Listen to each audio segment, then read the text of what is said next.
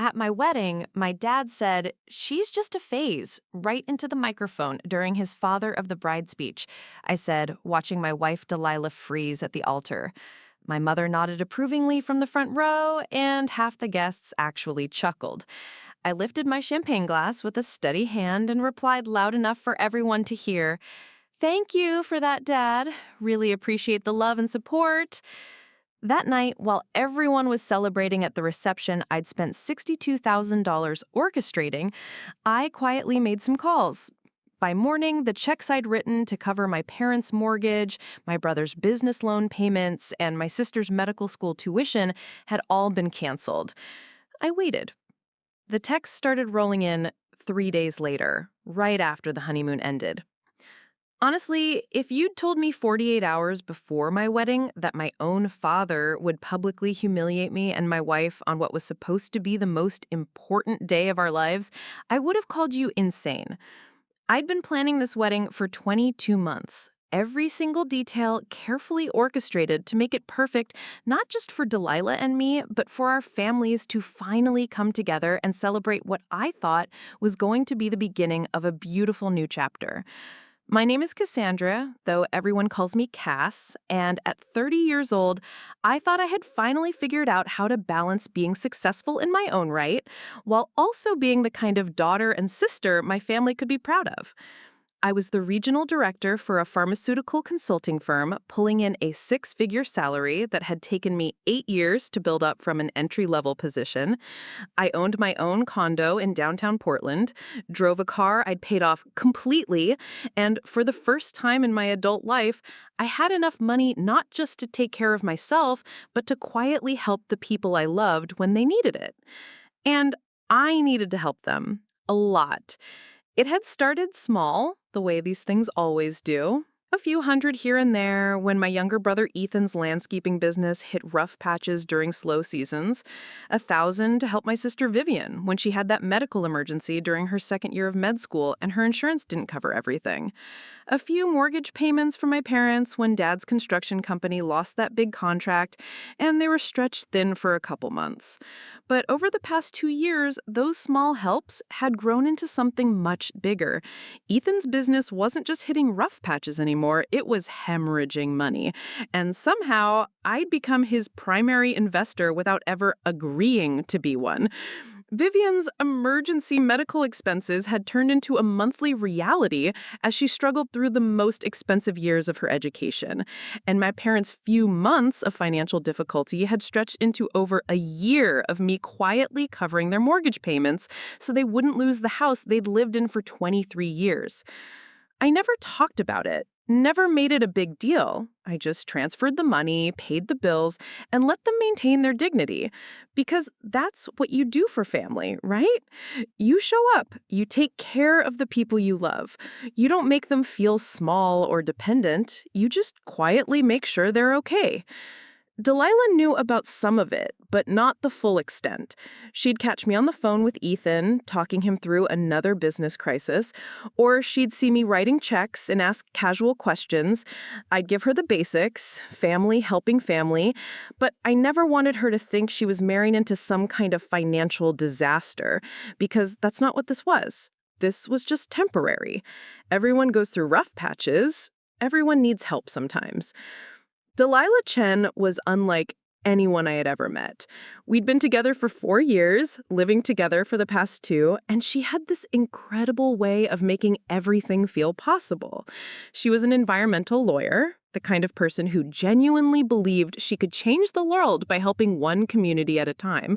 She worked for a nonprofit that specialized in helping low-income neighborhoods fight against industrial pollution, and she'd come home with these stories that would make me fall in love with her all over again. She'd tell me about Mrs. Rodriguez, whose grandson's asthma had improved dramatically after they successfully got a chemical plant to install better filtration systems, or about the victory they'd won for a community in East Portland where families had been dealing with contaminated groundwater for years. Delilah didn't just do a job, she had a calling. And somehow, miraculously, she'd chosen me. My family had been cautious about her at first. Not because she wasn't amazing. Anyone with eyes could see that Delilah was incredible, but because she represented something they weren't used to. She was educated in a way that my mom felt self-conscious about her high school diploma. She talked about social justice and environmental policy in ways that made my dad shift uncomfortably in his chair.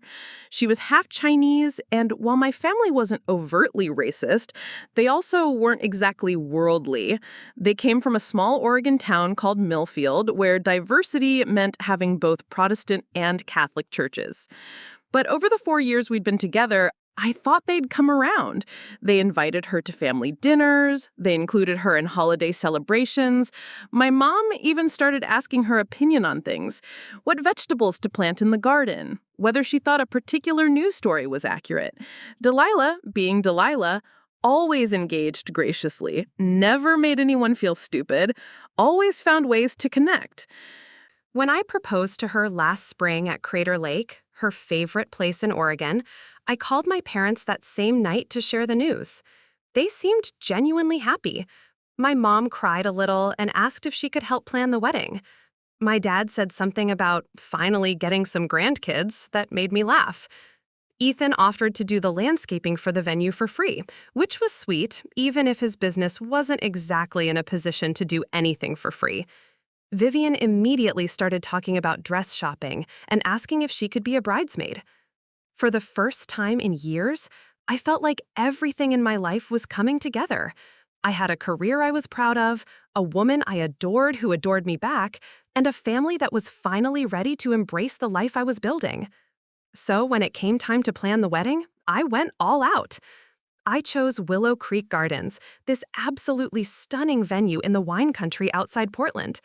It was the kind of place you see in magazines, rolling hills covered in vineyards, a restored 1920s manor house where we could have the reception, and these incredible gardens with stone pathways and a gazebo that looked like something out of a fairy tale. The moment Delilah and I walked through it on our venue tour, I knew this was where we were getting married. The price tag was steep, $18,000 just for the venue rental. But I could afford it, and more importantly, I wanted to afford it. This wasn't just about Delilah and me. This was about showing everyone, her family, my family, our friends, that we were building something real and beautiful and worth celebrating. I hired Celeste Morrison, one of Portland's most sought-after wedding planners, because I wanted everything to be perfect. I'd never planned a major event before, and I knew if I tried to do it myself while working full-time, something important would get overlooked. Celeste cost $8,000, but she was worth every penny. Within 2 weeks of hiring her, she had a comprehensive timeline, vendor recommendations, and a vision board that made me cry happy tears. The flowers were going to cost $12,000, but they were going to be spectacular. Delilah loves peonies and garden roses, so we designed these massive arrangements that would transform the ceremony space into something that looked like a secret garden. The photographer was Marcus Chen, no relation to Delilah, just a coincidence, who was known for capturing weddings that looked like fine art. His package was $6,000, but I'd seen his work, and I wanted our wedding photos to be the kind we'd treasure for 50 years. I ordered my dress from a boutique in San Francisco, a custom design that cost $4,500 but made me feel like a princess. Delilah's dress was equally stunning, a sleek, modern design that perfectly complemented her elegant style. We had tastings at 5 different catering companies before settling on Portland Harvest, whose farm-to-table approach aligned with Delilah's values and whose food was absolutely incredible. But beyond all the vendors and details and logistics, what I was really investing in was the feeling I wanted everyone to have that day. I wanted my parents to walk into that venue and feel proud. Proud of me, proud of the life I'd built, proud of the woman I'd chosen to marry. I wanted them to see Delilah in her element, gracious, beautiful, perfect, and understand why I'd fallen so completely in love with her. I wanted Ethan to relax for once, to not worry about money or business problems, to just enjoy celebrating his sister. I wanted Vivian to feel glamorous and special in her bridesmaid dress, to have a break from the constant stress of medical school. I wanted my family to feel like they belonged in this beautiful place, surrounded by beautiful things, celebrating something beautiful. And I thought they did. In the months leading up to the wedding, they all seemed genuinely excited.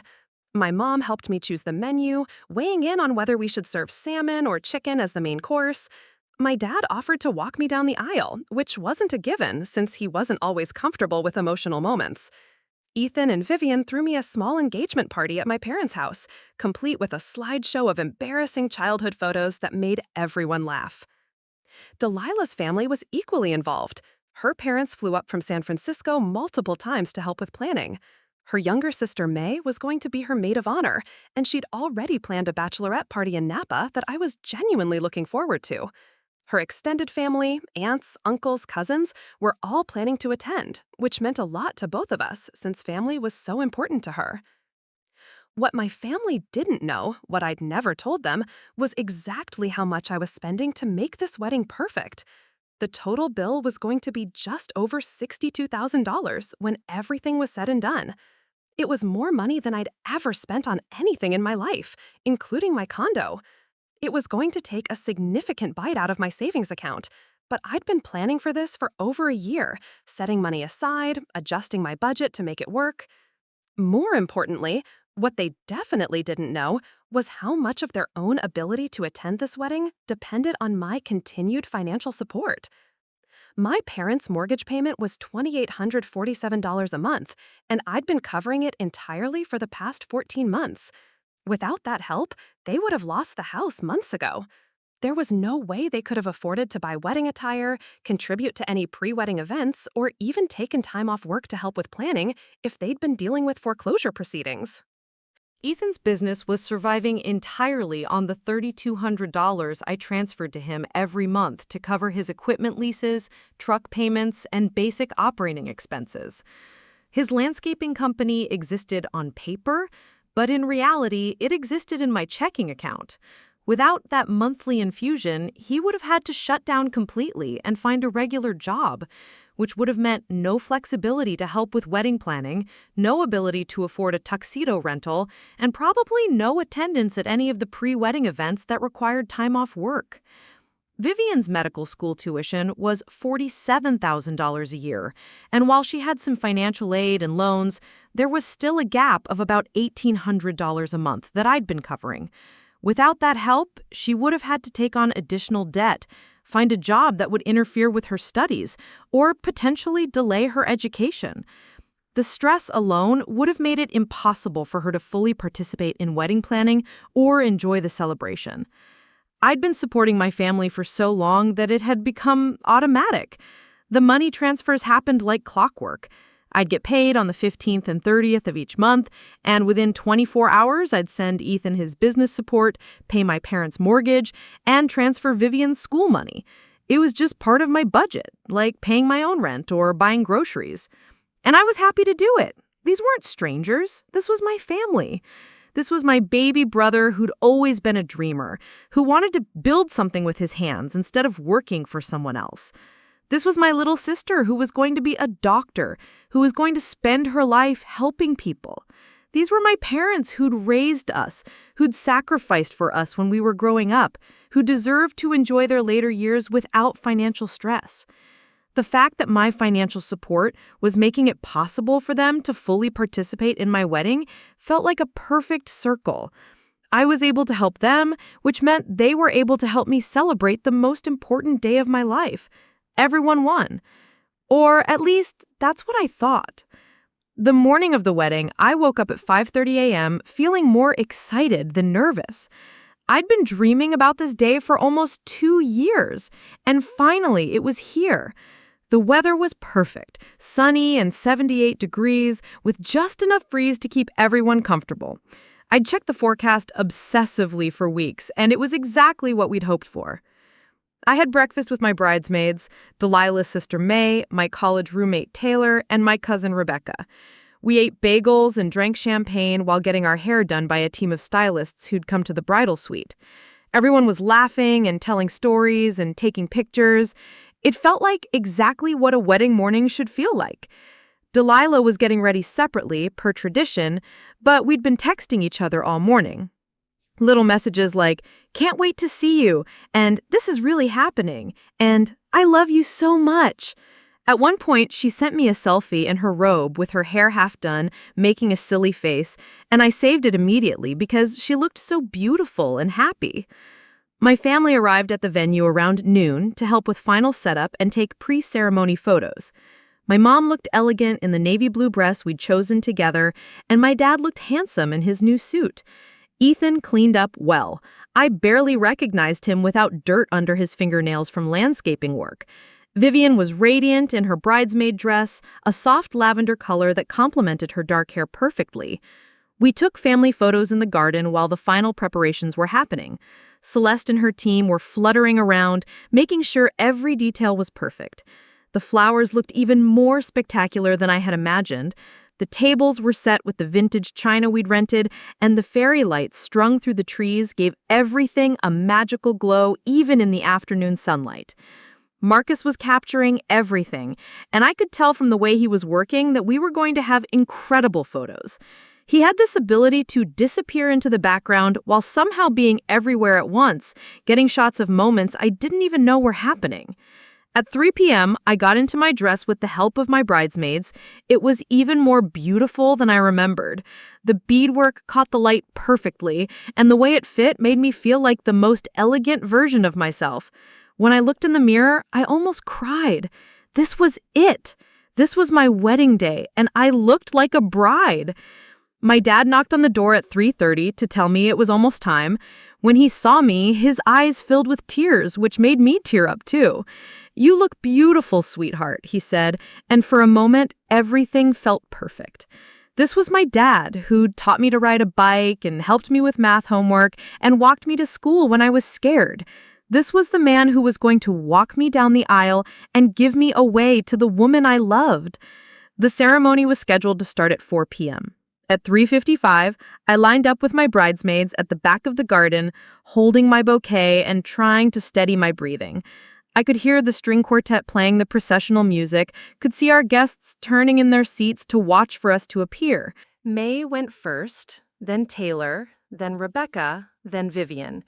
Each of them looked beautiful walking down that petal-strewn aisle between the rows of white chairs, carrying their smaller bouquets, smiling at the guests.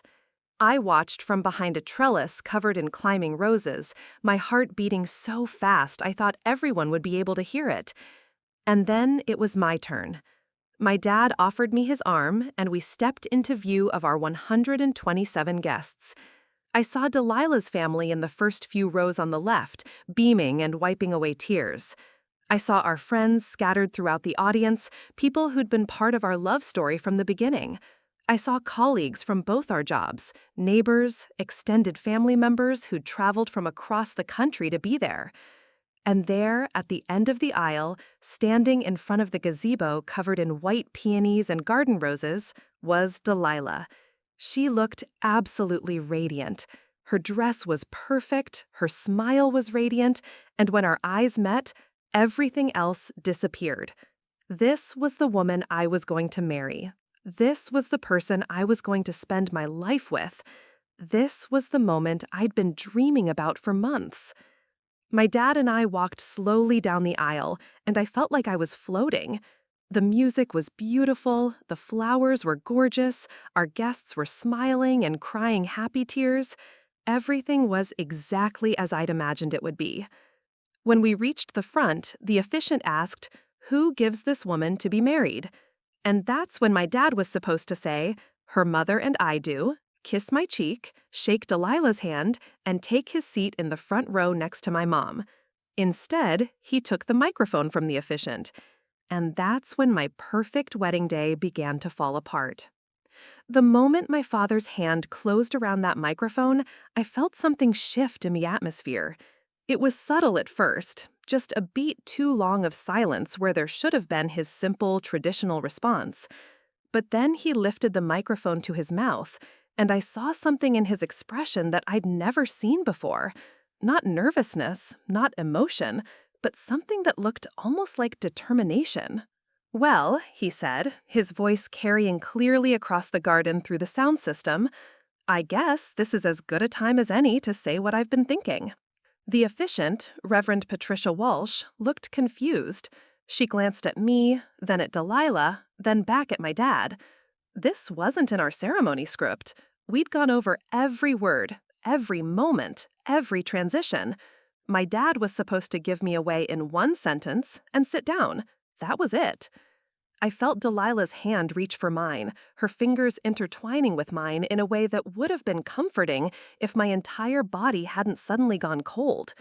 She was looking at my dad with polite curiosity, the same expression she wore when she was trying to understand a new legal precedent or work through a complex environmental case. She had no idea what was coming. Neither did I. Cassandra has always been our overachiever, my dad continued, and I relaxed slightly. Maybe this was just going to be an impromptu father of the bride speech. Maybe he'd gotten emotional and wanted to say something sweet about me before giving me away. Maybe this would actually be a beautiful, unexpected moment that we'd laugh about later. Ever since she was little, she's had these grand ideas about how things should be. Remember when she was 8 and decided our backyard needed a complete landscape redesign? She drew up these elaborate plans, convinced she could turn our patch of grass into something from a magazine. A few people chuckled. I could see my mom in the front row, smiling and nodding. Ethan was grinning. He probably remembered that childhood project better than anyone, since he'd been recruited as my assistant landscaper. Even Delilah squeezed my hand and smiled at me, clearly charmed by this glimpse into my childhood. She's always thought she could fix things, my dad went on. Fix the backyard, fix her grades when she didn't like them, fix other people's problems. And mostly, that's been a good thing. She's successful, she's smart, she works hard. He paused, and I waited for the transition. The part where he'd talk about how proud he was, how Delilah was perfect for me, how excited they were to welcome her to the family. Instead, he looked directly at Delilah. But sometimes, when you're used to fixing things, you can convince yourself that things need fixing when they don't. You can convince yourself that something temporary is actually permanent.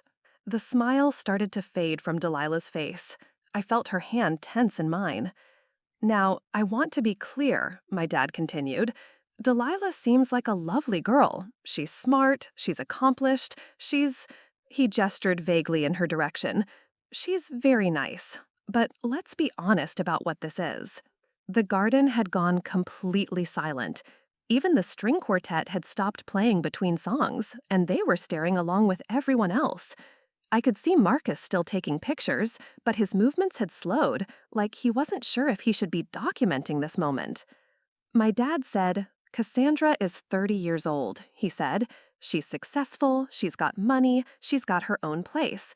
And sometimes, when people reach that point in their lives, they go through phases. They try new things, experiment a little, see what else is out there. I felt the blood drain from my face. I knew with horrible clarity exactly where this was going. And that's fine, he continued. That's normal. But we don't need to pretend that a phase is the same thing as a life choice. We don't need to spend $60,000 on a wedding for something that's probably going to run its course in a year or two anyway. The silence that followed was deafening. I could hear my own heartbeat in my ears. I could hear the wind rustling through the trees. I could hear someone in the back rows whisper, "Did he just say what I think he said?" Delilah's hand had gone completely limp in mine. When I looked at her, her face was pale, her mouth slightly open in shock. She was staring at my father like she couldn't believe what she'd just heard. My mother was nodding. Actually nodding, like my father had just made a perfectly reasonable point about the weather or the quality of the catering. Ethan and Vivian were both looking down at their feet, clearly uncomfortable, but not surprised. Not surprised. And that's when I understood. This wasn't my father going off script. This wasn't an impromptu moment of emotional honesty. This was planned. They had discussed this. They had decided as a family that my wedding was the appropriate time and place to announce that they considered my 4-year relationship with the woman I loved to be nothing more than an experimental phase. She's just a phase, my dad said, looking directly at me now. And phases end, sweetheart. They always do. He handed the microphone back to Reverend Walsh, kissed my cheek like nothing had happened, and started to walk toward his seat. That's when Professor Elena Vasquez stood up. I barely knew Professor Vasquez personally, but I knew who she was. Everyone in Portland's legal and environmental community knew who she was. She was a law professor at Lewis and Clark, one of the most respected environmental lawyers on the West Coast, and Delilah's former mentor from her law school days. Delilah had invited her to the wedding because Professor Vasquez had been instrumental in helping Delilah land her current job at the nonprofit. She was sitting about halfway back on Delilah's side, and when she stood up, she was impossible to ignore. Professor Vasquez was the kind of person who commanded attention just by existing. Tall, elegant, with silver hair and the bearing of someone who had spent decades arguing cases in front of judges who didn't want to listen to her. "Excuse me," she said, her voice carrying clearly across the garden without any microphone at all. "I'm Professor Elena Vasquez from Lewis and Clark Law School. I've known Delilah Chen for 7 years, first as her professor and now as a colleague in the environmental law community." She paused, looking directly at my father. "I feel compelled to clarify something. What you've just witnessed is not a father expressing concern about his daughter's life choices. What you've just witnessed is a man publicly humiliating 2 women on what should be one of the happiest days of their lives based on his own ignorance and prejudice." My father's face was starting to turn red. "Now see here." "I'm not finished," Professor Vasquez said, her voice sharp enough to cut glass. "Delilah Chen is not a phase. She is not an experiment. She is not a temporary deviation from some predetermined path that you've decided is more appropriate for your daughter." She gestured toward Delilah, who was still standing frozen beside me. "She is one of the most dedicated and talented environmental lawyers I have ever worked with. She has spent the last 4 years fighting for environmental justice in communities that most people ignore. She has won cases that have improved the health and safety of thousands of families. She has devoted her career to making the world a better place." The professor's voice was getting stronger, more commanding. "And more importantly, she has spent the last 4 years loving your daughter. Not as a phase, not as an experiment, but as a commitment, as a choice, as a partnership that any parent should be proud to celebrate." I could feel tears starting to form in my eyes, but they weren't tears of sadness or humiliation. They were tears of gratitude.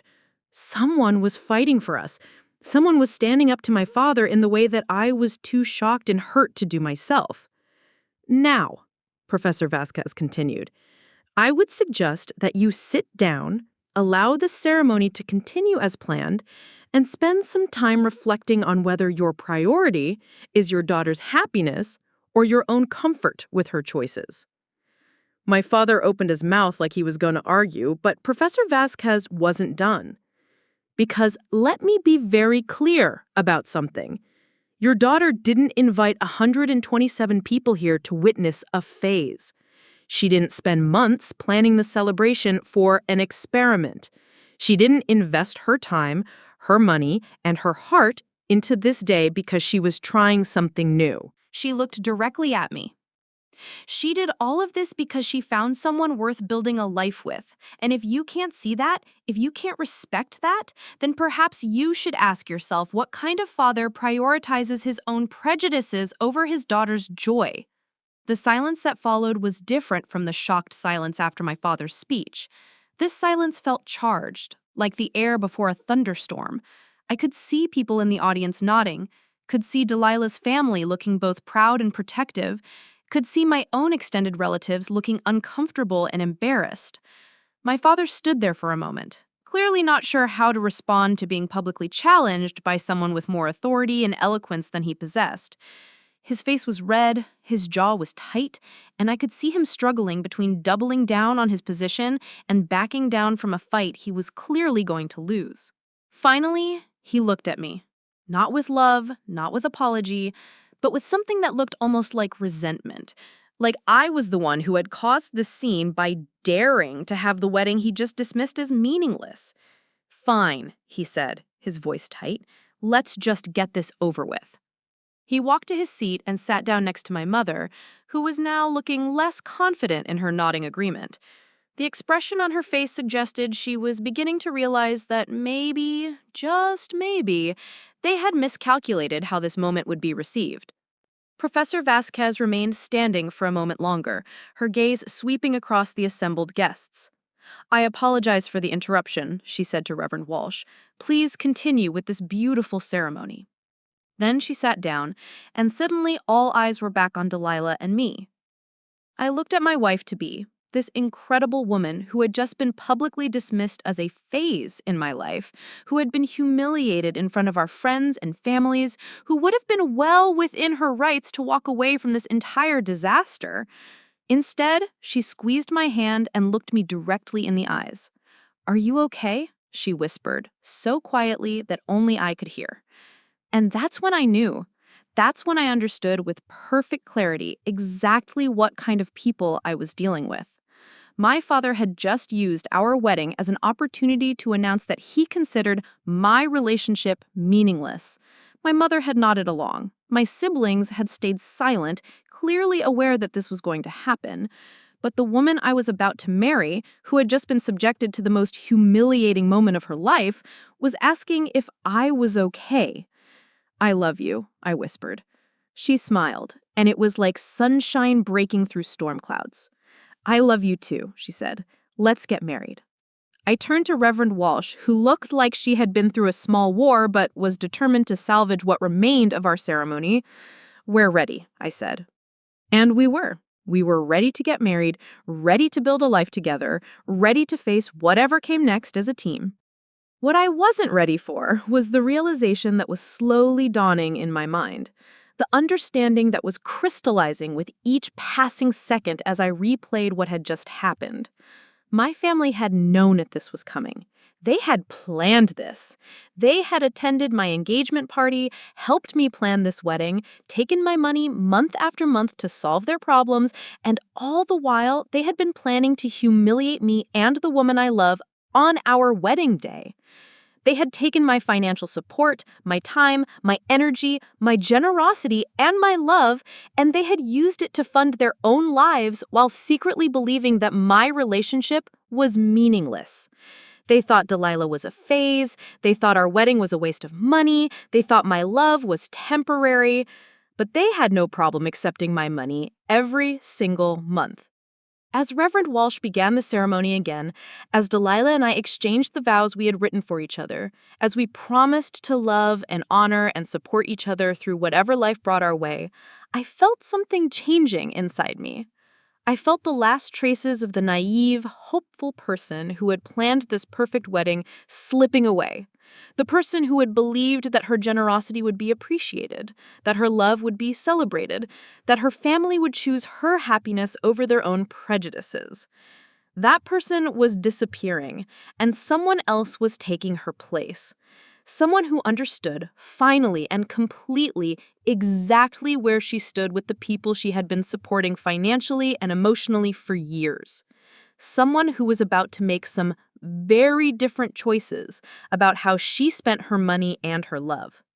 But first, I was going to get married to the most incredible woman in the world. I was going to dance at our reception, cut our cake, and celebrate with the people who actually cared about our happiness. And then, quietly and systematically, I was going to show my family what it actually meant when phases end. The ceremony that followed my father's public humiliation was surreal in its beauty and heartbreak. Reverend Walsh, to her credit, managed to guide us through our vows with grace and dignity, even though I could see the shock still lingering in her eyes. She had officiated hundreds of weddings over her 30-year career, but I doubt she'd ever had to recover from a father of the bride speech that dismissed the entire marriage as a temporary phase. Delilah and I exchanged the vows we had spent weeks writing. I had memorized mine completely, but standing there after what had just happened, the words took on an entirely different meaning. When I promised to love her through whatever challenges life brings our way, I wasn't thinking about career changes or health problems or financial difficulties. I was thinking about my father, sitting 15 feet away, who had just announced to everyone we cared about that he expected our marriage to fail. When Delilah promised to stand by me when the world doesn't understand our love, her voice broke slightly, and I knew she was thinking about the same thing.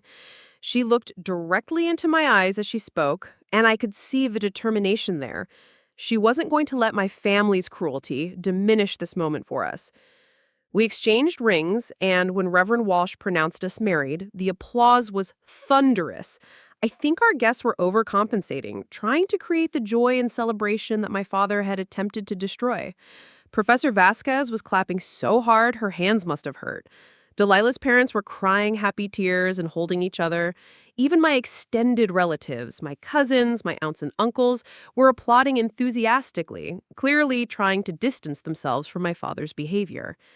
As we walked back down the aisle as wives, hand in hand, I caught glimpses of people's faces. Most were smiling, genuinely happy for us despite the drama, but I also saw pity in some expressions, awkwardness in others. A few people were whispering to each other, clearly discussing what they had just witnessed. My father and mother didn't clap at all. They sat in their front row seats looking like they were attending a funeral rather than a wedding. Ethan was clapping, but his smile looked forced. Vivian was crying, but I couldn't tell if they were happy tears or something else entirely. The receiving line after the ceremony was an exercise in emotional whiplash. Person after person hugged us, congratulated us, told us how beautiful the ceremony was, and carefully avoided mentioning the elephant in the room. A few of Delilah's colleagues made subtle comments about how gracefully we handled the unexpected moment or how love always wins in the end. Professor Vasquez pulled both of us into a fierce hug and whispered, "I'm proud of you both for not letting ignorance win today." My own family members approached us with varying degrees of embarrassment and awkwardness. My Aunt Margaret, my father's sister, hugged me extra tight and whispered, "I'm sorry, honey, that was completely inappropriate." My cousin David, who had flown in from Denver, shook his head as he embraced me and muttered, "I can't believe Uncle Rick did that." But the most telling moment was when my immediate family finally made it through the line. Ethan hugged me and said, "Congratulations, sis," but he couldn't meet my eyes. Vivian's hug lasted longer than usual, and she whispered, "I love you," in a way that sounded almost like an apology. My mother kissed my cheek and said, "It was a lovely ceremony," as if nothing unusual had happened at all. My father shook Delilah's hand with the same enthusiasm he might have shown a casual acquaintance, said congratulations in a flat voice, and then hugged me briefly before walking away toward the cocktail hour. That was it. No explanation, no acknowledgement of what he had done, no apology, just a perfunctory congratulations and a quick exit. The cocktail hour was held on the terrace overlooking the vineyard, and it should have been magical. The sun was setting behind the rolling hills, casting everything in golden light. The string quartet was playing beautifully, and our guests were mingling and laughing and enjoying the premium bar I had paid for. The hors d'oeuvres were elegant and delicious. Those bacon-wrapped scallops alone had cost me $800. Delilah and I moved through the crowd together, accepting congratulations and thanks, smiling for the photographer, trying to create the reception experience we had dreamed of. But I found myself watching my family out of the corner of my eye, studying them in a way I never had before. My parents had stationed themselves near the bar and were talking to my father's business partner, Jim Morrison, and his wife. From their body language and expressions, they appeared to be having a perfectly normal conversation about perfectly normal things. My father was even laughing at something Jim said. They looked like people enjoying a pleasant evening at a nice event, not like people who had just participated in publicly humiliating the bride. Ethan was talking to some of my college friends, charming them with stories about his landscaping work and making them laugh with his self-deprecating humor. He was good at that, making people like him, making them forget about any drama or controversy. I watched him work the room and realized that I never had noticed how calculated it was, how he could turn on the charm whenever he needed people to think well of him. And that's when I started to understand something that made my stomach turn. They were all acting completely normal. They were mingling, laughing, eating, drinking, enjoying themselves at the reception I had paid for, as if my father hadn't just announced to everyone present that he considered my marriage to be a meaningless phase. They weren't embarrassed. They weren't apologetic. They weren't even uncomfortable. They were just fine with it. I excused myself from a conversation with Delilah's aunt and walked to the edge of the terrace where I could have a moment to think. The view from up there was spectacular. Rolling hills covered in vineyards, the last rays of sunlight painting everything in warm gold and amber. I had chosen this venue partially because of this exact view, this exact moment as the sun set on our wedding day. But instead of feeling romantic or peaceful, I felt like I was seeing clearly for the first time in years. My family had spent months helping me plan this wedding. My mother had attended dress fittings with me, offering opinions on everything from the neckline to the length of the train. She had helped me taste test catering options, weighing in on whether the salmon was better than the chicken, whether we should have past appetizers or station hors d'oeuvres during cocktail hour. My father had walked me through the logistics of the guest list, helping me figure out how many people we could reasonably invite without the costs spiraling completely out of control. He had offered suggestions about the bar service, the music selection, even the flower arrangements. He had seemed genuinely invested in making sure everything was perfect. Ethan had volunteered to help with setup, arriving early that morning to move chairs and arrange decorations. He had worn the tuxedo I had paid for, smiled for all the pre-ceremony photos, and walked down the aisle as one of my groomsmen with apparent pride and joy. Vivian had thrown herself into her maid of honor duties with enthusiasm. She had planned my bachelorette party, organized the bridal shower, and given a speech at our rehearsal dinner the night before that brought tears to my eyes. She talked about how proud she was to be my sister, how perfect Delilah was for me, how excited she was to have Delilah as part of our family. They had all participated. They had all contributed. They had all acted like people who were genuinely happy about my wedding and genuinely supportive of my marriage. And yet, they had known. They had known that my father was planning to use his father of the bride moment to publicly dismiss my relationship as a phase. They had known, and they had helped anyway. They had smiled and laughed and planned and prepared, all while knowing that the man who raised me was going to humiliate me and my wife in front of everyone we cared about. The betrayal of that realization hit me like a physical blow. I gripped the terrace railing and tried to study my breathing. "Hey," Delilah's voice came from behind me. "You okay?" I turned around to find my wife looking at me with concern.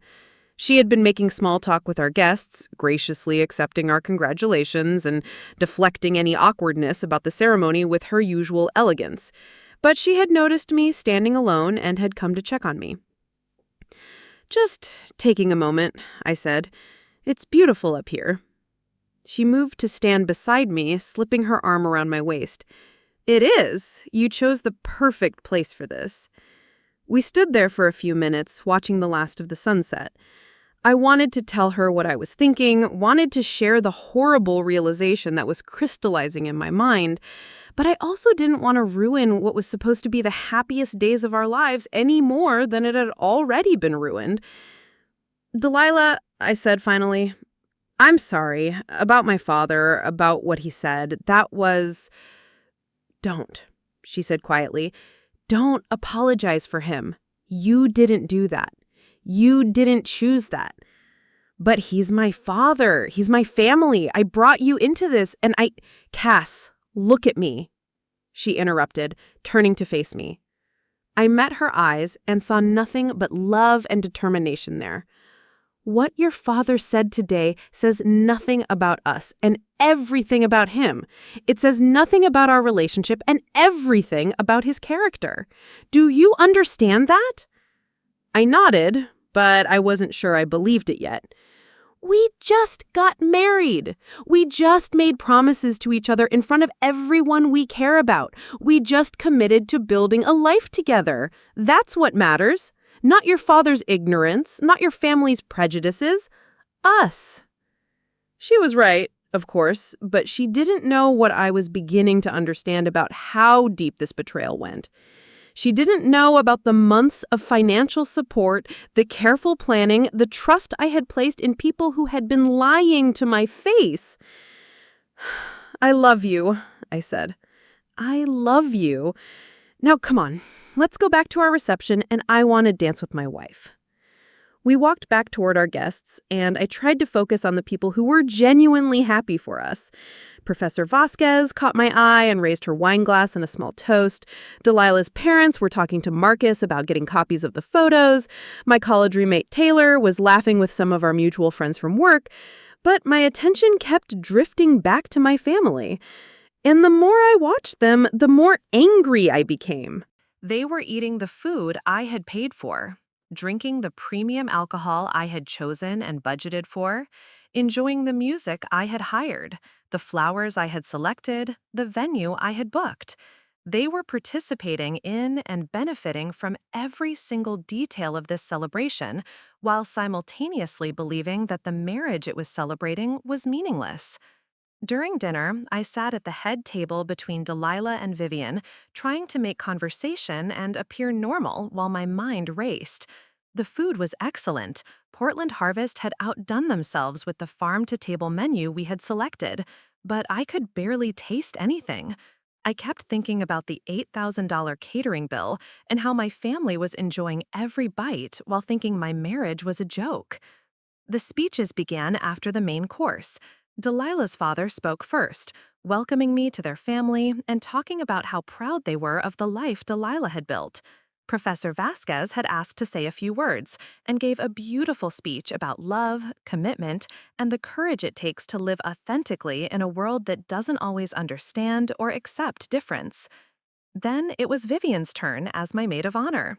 She stood up, raised her glass, and delivered the most heartfelt, beautiful speech about sisterhood and love and how perfect Delilah and I were together. She talked about watching me fall in love, about seeing how happy Delilah made me, about how proud she was to have Delilah as a sister-in-law. She talked about the future we were going to build together, the adventures we would have, the family we might create. It was exactly the kind of maid of honor speech every bride dreams of hearing. It was emotional and personal and funny and touching. By the time she finished, half the guests were crying, and the applause was enthusiastic and genuine. But all I could think about was that she had known. She had known what my father was going to say, and she had given this beautiful speech anyway. She had looked me in the eyes and talked about how perfect my marriage was, while knowing that in a few hours, our father was going to announce to everyone present that he expected it to fail.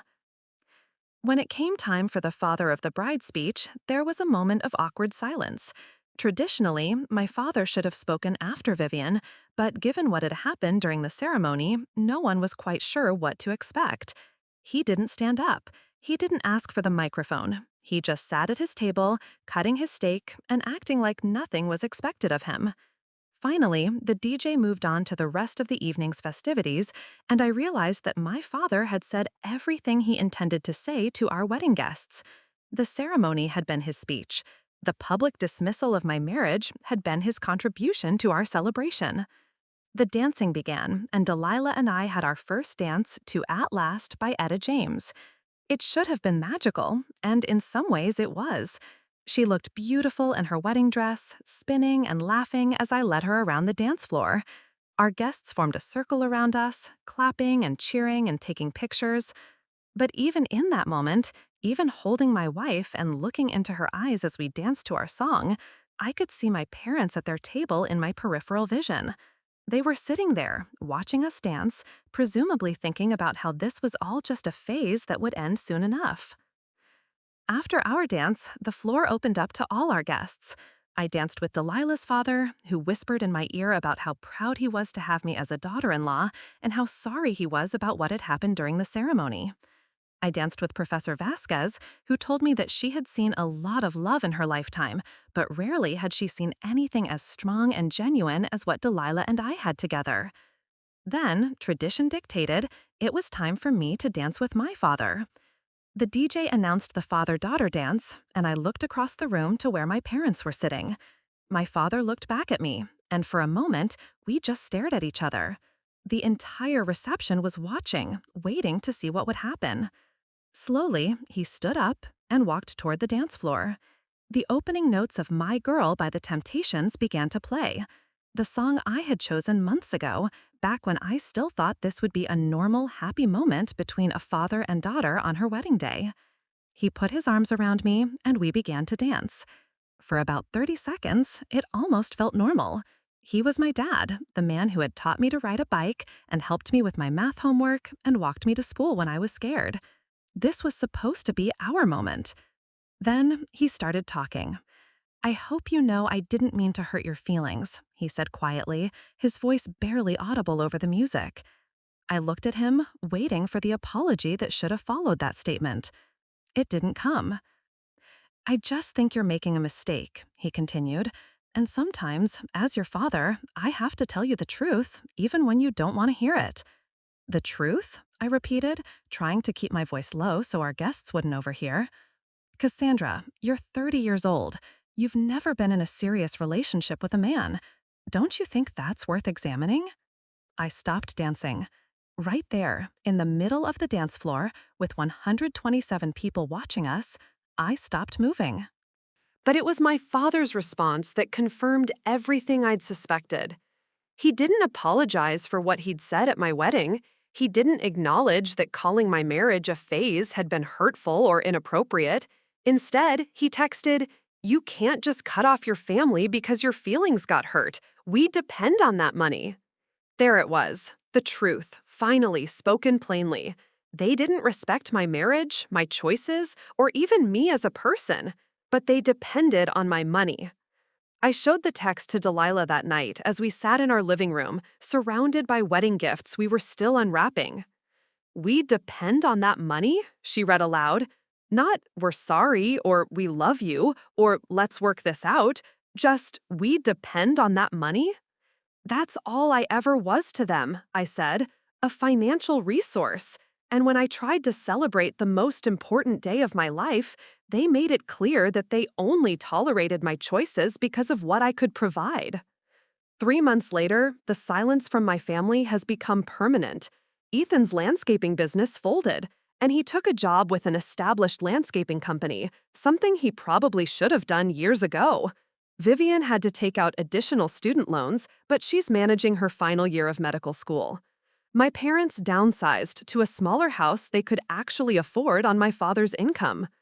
They survived without me. They always could have. Sometimes I wonder if they think about what they lost. Not just my financial support, but me, the daughter who would have helped them through any crisis, celebrated every holiday, included them in every major life event. But then I remember my father standing at the microphone at my wedding, dismissing the love of my life as a phase while my mother nodded in agreement. I remember dancing with him while he suggested I might just be exploring my sexuality at 30 years old. I remember years of quietly supporting them while they secretly believed my life was a joke. The phase they were worried about wasn't my marriage to Delilah. It was my willingness to be their safety net while accepting their judgment and disrespect.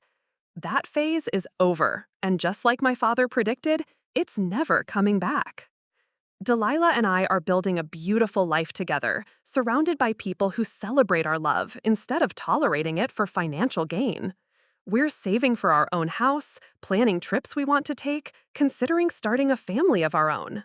I'm no longer funding anyone else's dreams or subsidizing anyone else's choices. For the first time in years, my money is truly my own. And that's not a phase. That's freedom.